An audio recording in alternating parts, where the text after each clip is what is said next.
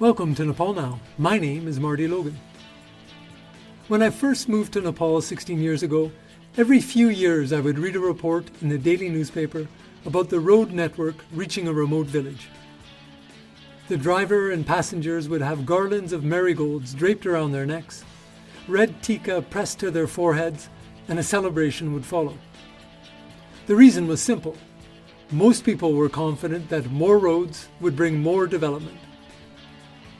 Today's guest has first-hand knowledge of the road building phenomenon. Phurwa Dhondup is a native of Dolpa district who has studied the building of a major road in Humla district. Both places are in the Karnali, Nepal's least developed region and its most remote. Phurwa is a PhD student in geography at the University of Colorado Boulder, USA. He does research on state building and social environmental change in the Himalayan borderlands and focuses on the intersections of indigenous environmental governance, national and international conservation agendas, and infrastructure development in Dolpa. Phurwa is quick to point out that he is not anti-road, and that building roads like the Hilsa-Simikot route in Humla will lead to structural transformation and positive benefits like easier access to healthcare. But he wants more people to go beyond the bad road, good road discourse, to examine the process of road building, specifically to identify the winners and losers and how their lives are changed. If you enjoy this episode, please like, follow, or subscribe to Nepal Now wherever you listen to podcasts. You can reach me at marty@martylogan.net and chat with the show on Twitter, Facebook, and Instagram. One note, Phurwa uses the term bikas throughout our chat. It is the Nepali word for development. And now, here's my chat with Phurwa Dhondup. Phurwa Dhondup, welcome to Nepal Now podcast. Thank you for being here. Thanks for having me, Marty. Oh, my pleasure, definitely. I'm looking forward to this. So you recently published an article which has a rather intimidating title, Challenging Infrastructural Orthodoxies, Political and Economic Geographies of a Himalayan Road. And it delves deeply into a widespread belief that basically roads and more roads lead to more development. Can you describe what led you to writing about this topic and how you went about doing the research? Sure. I actually started doing research for this as part of my master's thesis back in Nepal. And at the time, I was quite fascinated with this, proliferation of the discourse of road as bikas everywhere in Nepal, especially with the new constitution and the ongoing restructuring process, which creates all of these different constitutional imperatives to build road. And then, take road to every doorstep, in every village, in every headquarter or the center of the local government. And so this creates this entire, scene throughout the Himalayan regions and also elsewhere, more rural areas in Nepal. And so there's this particular, but also predictable sort of narratives that are spreading, which is that, road is this materialization of bikas.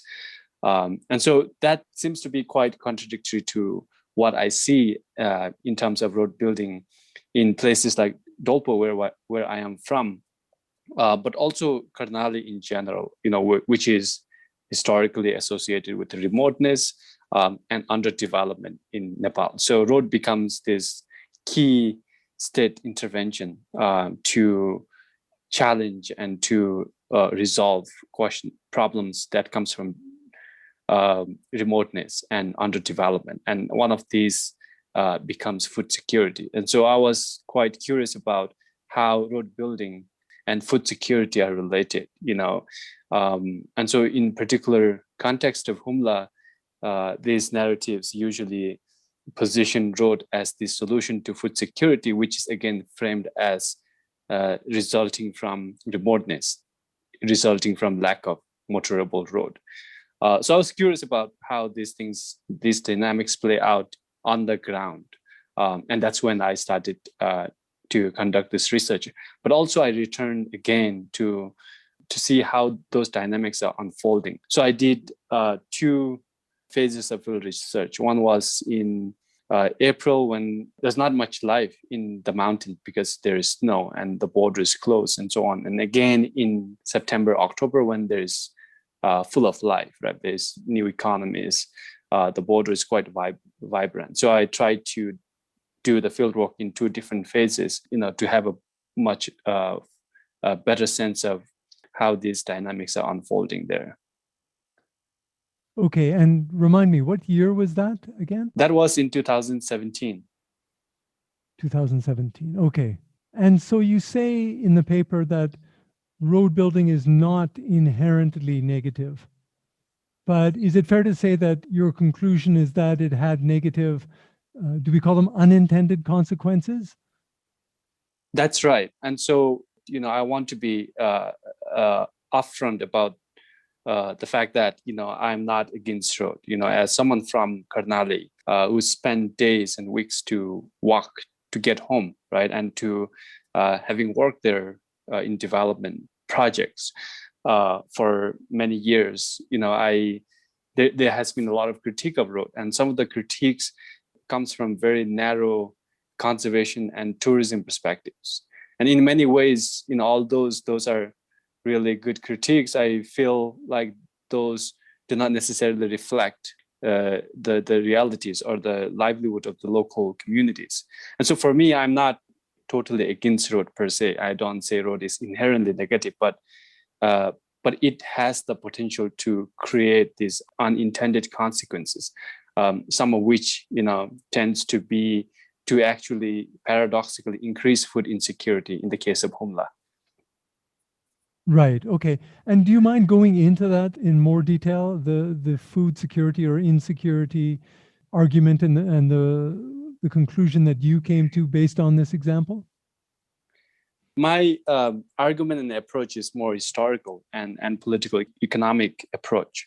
And so my point is to look more historically at Humla as a place, right? And my key point is that Humla was relatively food secure. I mean, there was not this widespread food insecurity Humla historically, but ironically, food insecurity has become a problem since state-led development initiatives were introduced in the region, right? So there's this ironical overlap between development projects and the rise of food insecurity. And so my contention is that it's not remoteness, right, that has caused food security, but actually new forms of connections and development.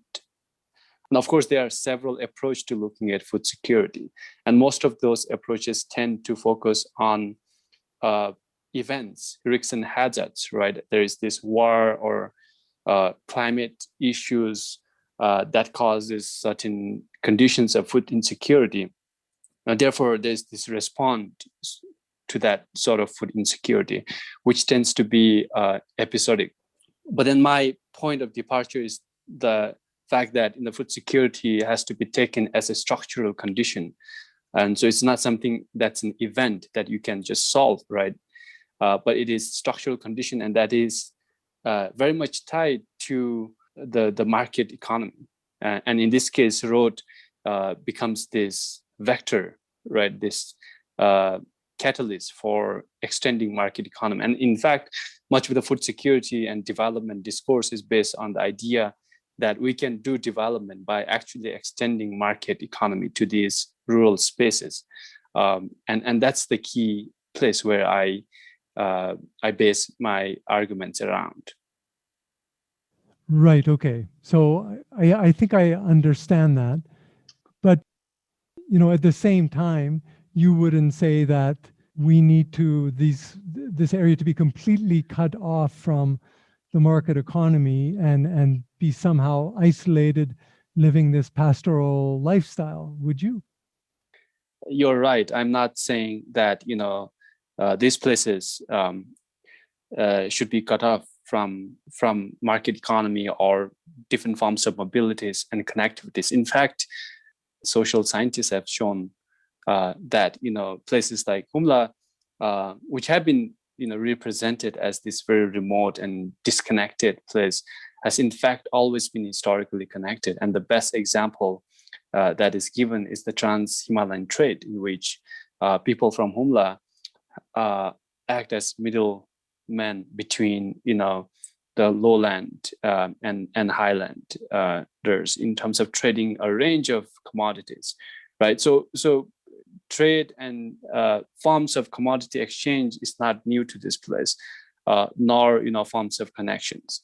But my point is that we need to, rather than just saying whether road is successful or not, we need to ask critical questions about what other unintended consequences does road leave in its wake, and how can we talk about those unintended consequences as a way to understand these road building projects, right? And we need to also think about who is road benefiting and who are marginalized in the process, rather than just having these broad stroke ideas about road and market. And so more sort of this messy, grounded stories that needs more attention. And of course, these stories are a lot about vulnerabilities, right? People and places being dislocated. And I give example about several settlements that are being bypassed by the road, and which have been previously thriving, but then now are bypassed and therefore needs to be removed and resettled. And that's an unintended consequence of road. But also the fact that the economies that comes with the road, such as opening a shop near the road, is so unstable, right? Because the road moves, the market, the small sort of shop has to move. And so the people who are doing that have this major economic stress of trying to really deal with this unpredictable situation that road creates. So in many ways, these are the things that are being obscured by this broader narrative. So I want to bring more of those stories, and in many ways think about also this broader transformation in these regions into sort of cash-based market economy, right? And what are the things that doesn't appear in broader narratives, and how can we recenter those as a way to open more dialogue?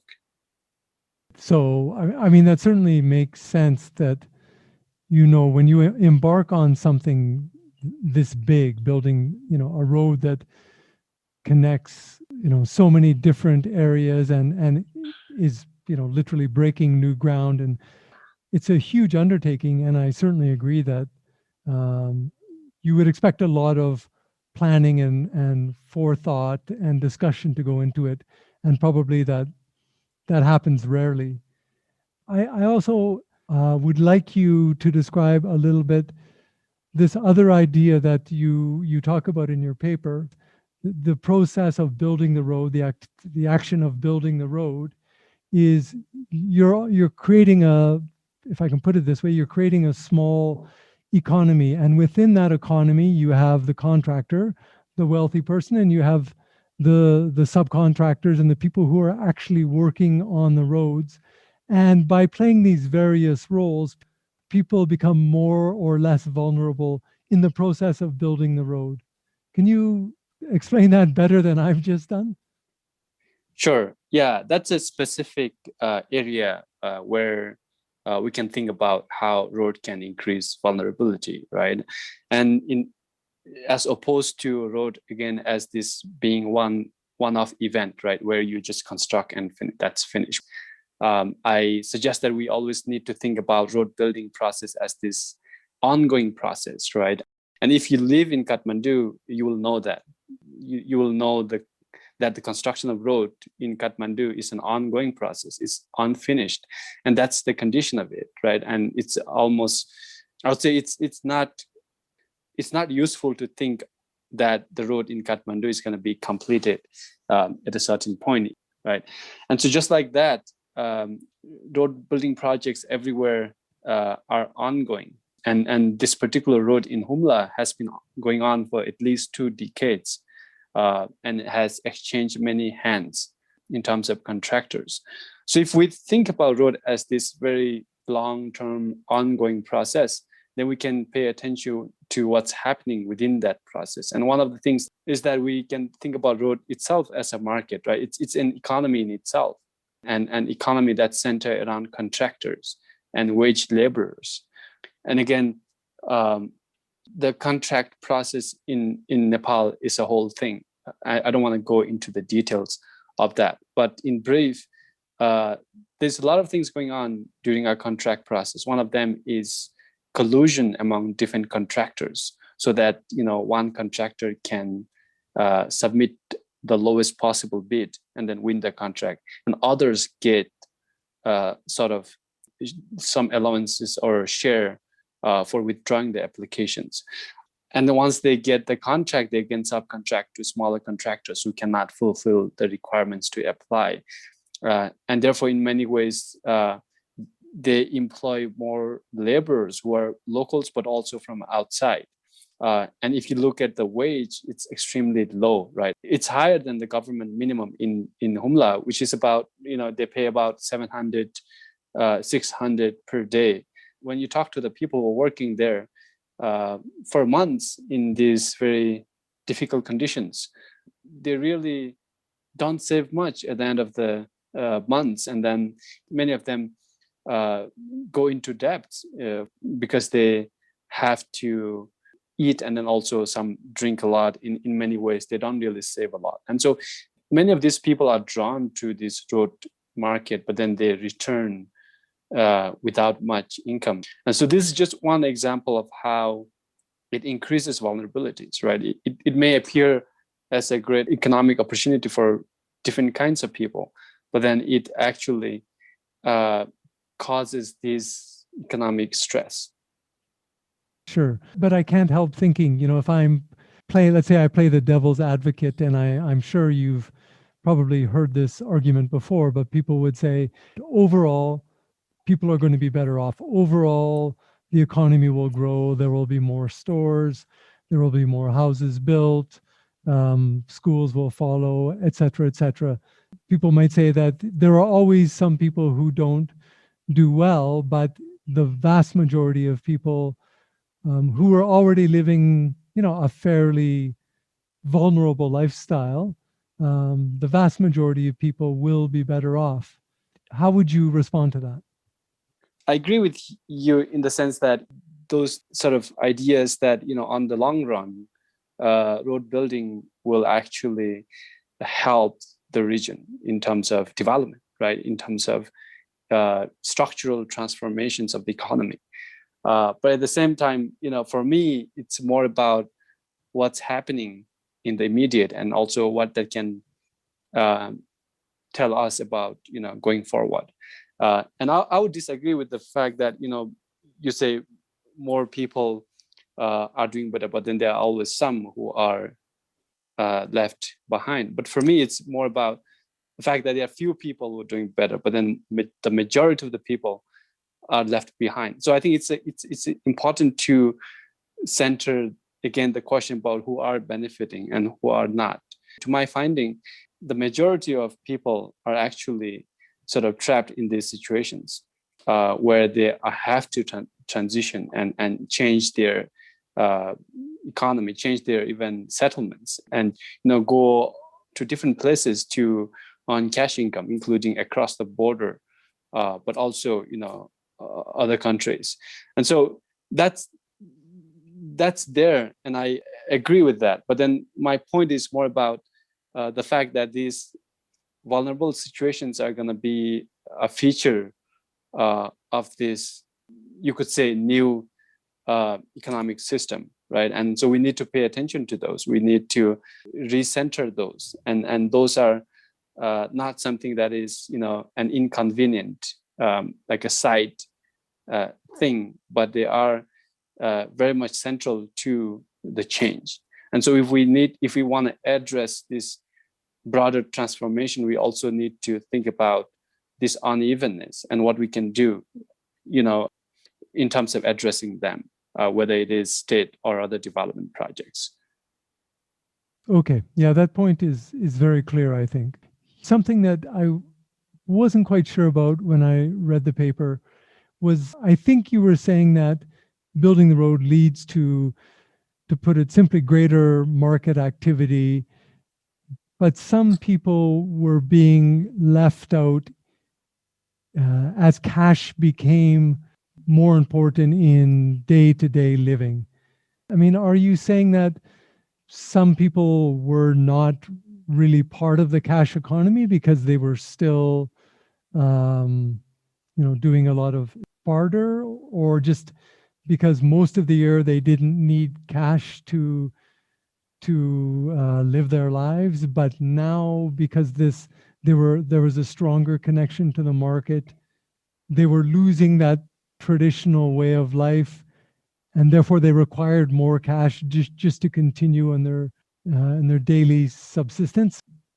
One of the things that I talk about is the fact that road actually increases dependence on cash-based market economy, right? And as an example, I could talk about, I did a household surveys, which reveals that many of the households actually import their daily, subsistence need, right? Food and other, consumer goods from China now, and they don't export anything. And so it's a one-way traffic of goods and commodities, in which Humla locals are importing Chinese consumer good for daily subsistence, which is to say that they need to produce cash to buy those consumer goods. And those goods being consumer goods, those are consumed, right? They're not necessarily used to generate more income.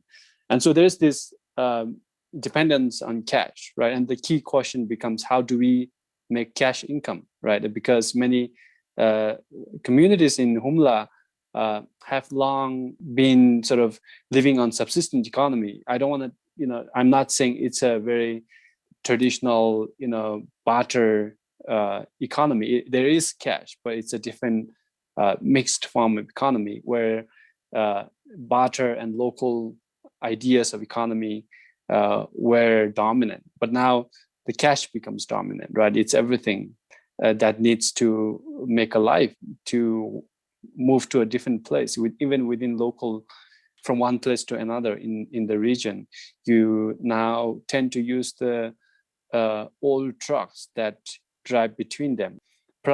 Before that, you would just walk, or you just use your animals to transport things. But now all of those animals become obsolete. They cannot use the animals. The animals are not as productive in daily economy, and it's all about cash. But then the question becomes, how do you generate cash income? And that's a question that many people are asking themselves, and there's not a good answer. It's all uncertainties, and many people have turned to migration across the border to Purang, which is the town in the Tibet Autonomous Region, to work in construction projects to make cash income. And that has, again, its own effects at home in terms of leaving all the burden of agriculture and home work to the female members in the community. And so that's one effect that road really creates in relation to this push towards cash as this dominant form of economy.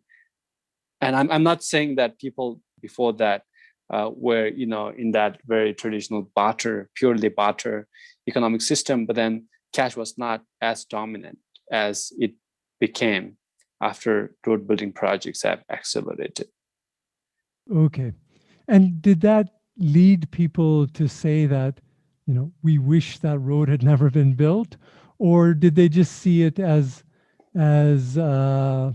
creating some difficulty in their life, while overall the fact that with cash, if they had enough cash, they could buy consumer good A or B or C or D? Which was it? Were they feeling kind of tricked into the fact that this road having been built really screwed up their lives, or was it more an inconvenience or just a hindrance that they hadn't anticipated? If you talk to the people on really, if you have an in-depth conversation, then you will have a much better assessment of the road. It's not about, road is good or bad. It's about, okay, these are the things that road has made easier. One of them being the ability to travel, right? In case there is sickness, in the absence of healthcare in certain villages. But at the same time, people almost always lament, right? They have this disenchantments in the forms of what road has done. And I have talked a lot with elderly people, and for them it was this, quick dramatic shift towards what they call fast lives, where people have less time to do, religious activities or leisure. It's all about making money, right? And people have become more, as they call it, more money-minded, and therefore they are losing these cultural aspects, cultural relationships of place that have been there. So those are changing. But at the same time, they talk about how the animals are being made jobless, right, obsolete, and also the ways in which people really become indebted, to loans in order to make a living, and what they can do to really make cash income to be able to survive. And so there are all these questions, and people are not, really about the road should not be there. It's about, okay, the road has done all of these things, and we really need to rethink our life, how to make a life, and that becomes a really big problem for especially people who are who are not well off in the region, and which is the majority of the people, right? Those who are well off can invest in trucks and other trade and business. For them, it's an opportunity. The road actually helps them to, and again, this is another reframe, right? It makes the rich richer and then poor poorer. And for me, I'm more concerned with all of those dynamics, particularly the dynamics that actually increases this gap between rich and the poor. Right. Okay.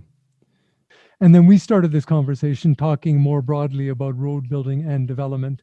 I'm sure you did a lot of research beyond Humla. Do you have a sense of the impact of roads throughout Nepal? I mean, would you say that the phenomenon that you found here, phenomena, also apply to so many other parts of Nepal where roads are being built now? And have you seen any examples where people are going about it more mindfully, the whole process of road building? Yeah, that's a great question. And actually, I'm from Dolpa. And of course, road building projects are ongoing in Dolpa, including in the national park.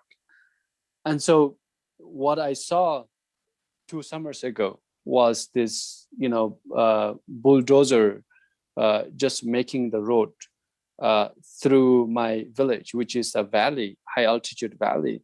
And the dozer just digs the riverside, which is a relatively flat area. And I was terrified because the riverside is one of the most beautiful spaces, especially in the summer when it's full of flowers and it has a different, it's like a garden, and it has this very delicate ecology, and that is connected to the river, that actually maintains the course of the river. But the dozer comes in and just digs the side of the river because that seems to be the easiest way to get around. And people are just watching, right? There's no way that you can stop these dozers. And of course, these are being pushed by broader political actors. And so you could talk about this engineering aspects of road building, right? How road building projects actually goes on in haphazard ways that have very severe environmental consequences. But also, there have been research that talks about this relationship between road building and landslide in Nepal. And so those things are happening, I think, and there's a lot of questions that need to be asked about the engineering side of the road. In many ways, the arguments that I present, rather than the arguments applying to other regions, I would say those open up new questions about how we can think about road in other places, especially what other unintended consequences they have, what kinds of new spaces do they produce, what kind of new economies do they make, and what spaces and new economies do they unmake, destroy in their wake, and with what effect to the people in concern. I think it's important to talk on the concrete, right, and who are affected rather than on the abstract. And so in that case, we really need to center place and people and the particular road project. And so in that case, I would say it's a more sort of invitation to ask these critical questions elsewhere. Okay. I was thinking as you were talking about, you mentioned politics, and your paper also spends a fair bit of time examining the politics of road building in your particular example. And as we know, politics in itself is a very powerful bulldozer in Nepal, right? It's pervasive. Are you hopeful that these things that you're discussing in your paper, these unintended consequences, is there room for them to be discussed? I mean, is there an opportunity to somehow get these arguments in front of people who are going to pause at least for a moment before they fire up the bulldozers and start digging the roads? Are you hoping that there will be some sort of concrete impact from you having written this paper? Of course, I cannot say anything about what people will make of this. And the first thing is that it's in an English language, in an academic style. So I'm not expecting perhaps that there's people who are actually building this road might read it. And so, but I think all of these critiques are there on the ground, right? I'm not putting anything new. I'm just framing them in a particular context. But at the end, I would say it's power relations that determine which voice counts, right?